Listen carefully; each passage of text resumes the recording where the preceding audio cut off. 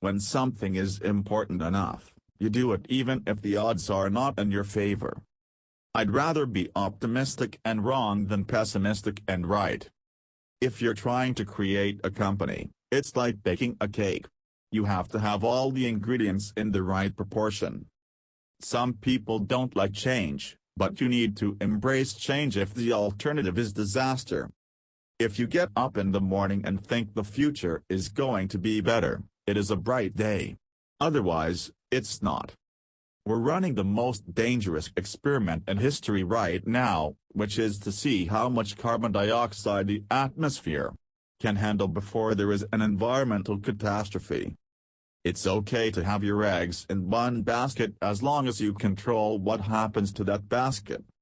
I think that's the single best piece of advice. Constantly think about how you could be doing things better and questioning yourself. I think life on Earth must be about more than just solving problems.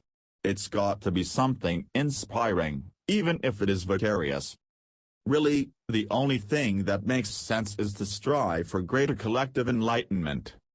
People should pursue what they're passionate about. That will make them happier than pretty much anything else. The value of beauty and inspiration is very much underrated, no question.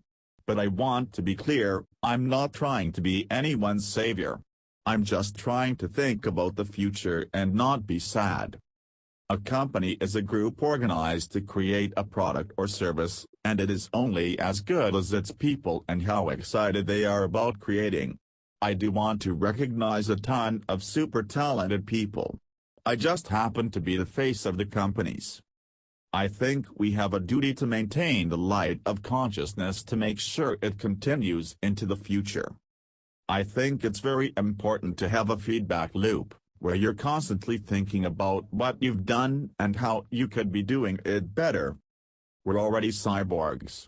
Your phone and your computer are extensions of you, but the interface is through finger movements or speech, which are very slow.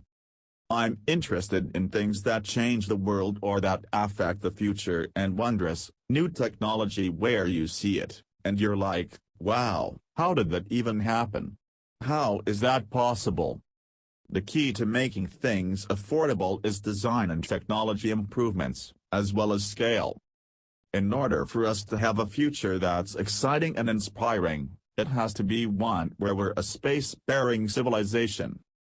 Physics is really figuring out how to discover new things that are counterintuitive, like quantum mechanics.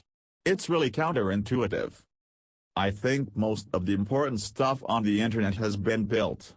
There will be continued innovation, for sure, but the great problems of the internet have essentially been solved. There are really two things that have to occur in order for a new technology to be affordable to the mass market. One is you need economies of scale. The other is you need to iterate on the design. You need to go through a few versions